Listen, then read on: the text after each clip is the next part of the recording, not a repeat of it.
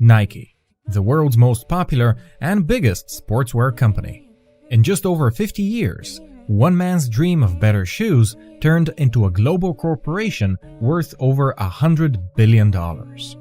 Today, we're going back to the earliest days of Nike to figure out how that magic happened and what the ingredients were to their success. The year is 1962, and Phil Knight had just graduated from Stanford. As any business graduate can tell you, becoming an entrepreneur is difficult if you don't have any good ideas. But Phil had one. He was a distance runner back in university, and in one of his business classes, he had written a paper proposing the following idea. Phil had seen how Japanese cameras had replaced the dominant German cameras in the American market, and he wondered whether Japanese shoes could do the same to Puma and Adidas, which were at the time extremely popular in America.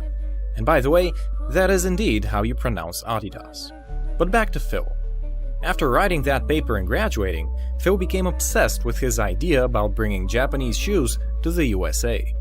Of course, he didn't actually own any Japanese running shoes, and the few he had seen were brought stateside by soldiers who had been stationed in Japan during the occupation after the Second World War.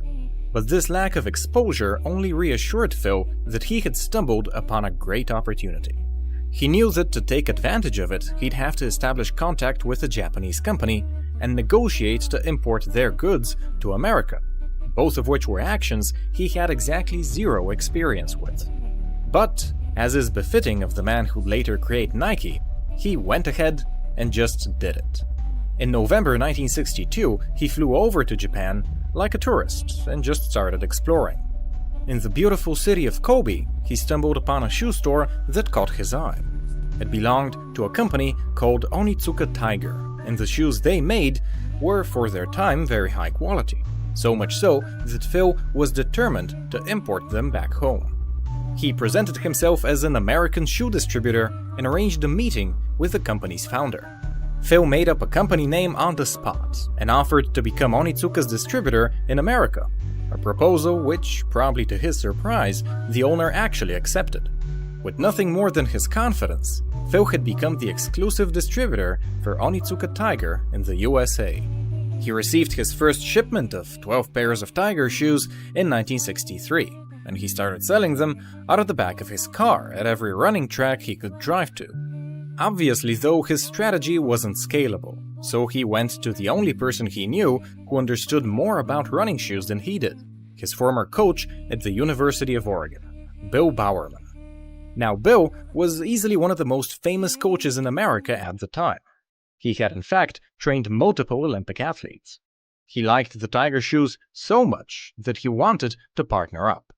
Thus, in January 1964, Bill and Phil incorporated Blue Ribbon Sports, each investing $500 into it. They spent all that money on their first order, which at $3.33 a pair amounted to 300 pairs of shoes. The shipment came through in April 1964, and thanks to Bill's connections, it was sold out by July.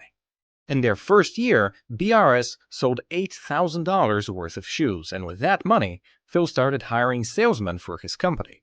In 1965, their revenue had increased to $20,000, and pretty soon, they opened their very own store in Santa Monica. But while Phil was handling the business side of the operation, the actual innovation was coming from Bill. He was the guy who single-handedly brought jogging to America. In 1966, he wrote a book about it that sold over 1 million copies. And of course, his company was among the first to start marketing the Tiger shoes for jogging. Bowerman was all about innovation, and with every new shipment from Onitsuka, he'd cut open a few shoes to see how they were made, and he'd always try to improve them, by for example adding to the cushion or using more lightweight materials. He'd constantly send his notes to Japan requesting changes. He was effectively designing Onitsuka's shoes for them. It was one of Bill's designs that catapulted BRS into the mainstream. The Cortez, as he called it, became one of the best-selling shoes in 1968, undoubtedly thanks to the 1968 Olympics, held in Mexico.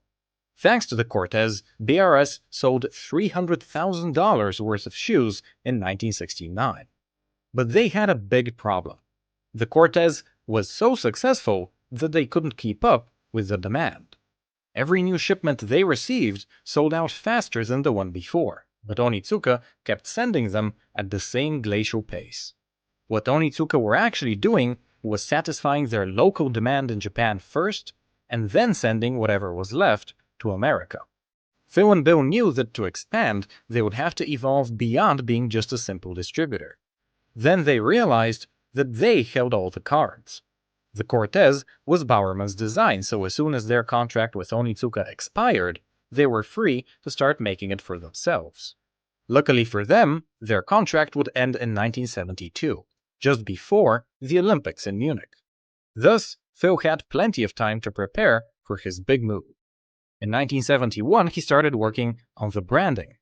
His first employee suggested calling the brand Nike, after the Greek goddess of victory.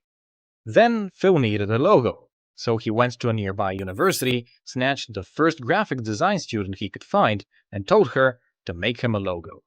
For the impressive sum of $35, he got this, the swoosh. In hindsight, that was money well spent, and with his branding now complete, Phil was ready for the Olympics. This time, instead of locking himself into exclusive agreements, Phil established a network of subcontractors across Japan. With production under his control, Phil could finally spread his wings. You can see in this graph of Nike's sales exactly when Phil started importing shoes from his Japanese subcontractors.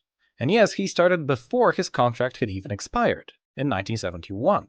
From then on, the story of Nike became one of growth. They became the largest sportswear company in America in 1989, on the back of brilliant marketing like the Just Do It campaign, and by signing rookie athletes that would eventually become famous across the world.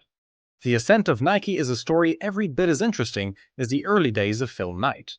But don't take my word for it. Phil Knight himself released his autobiography in 2016, and you can listen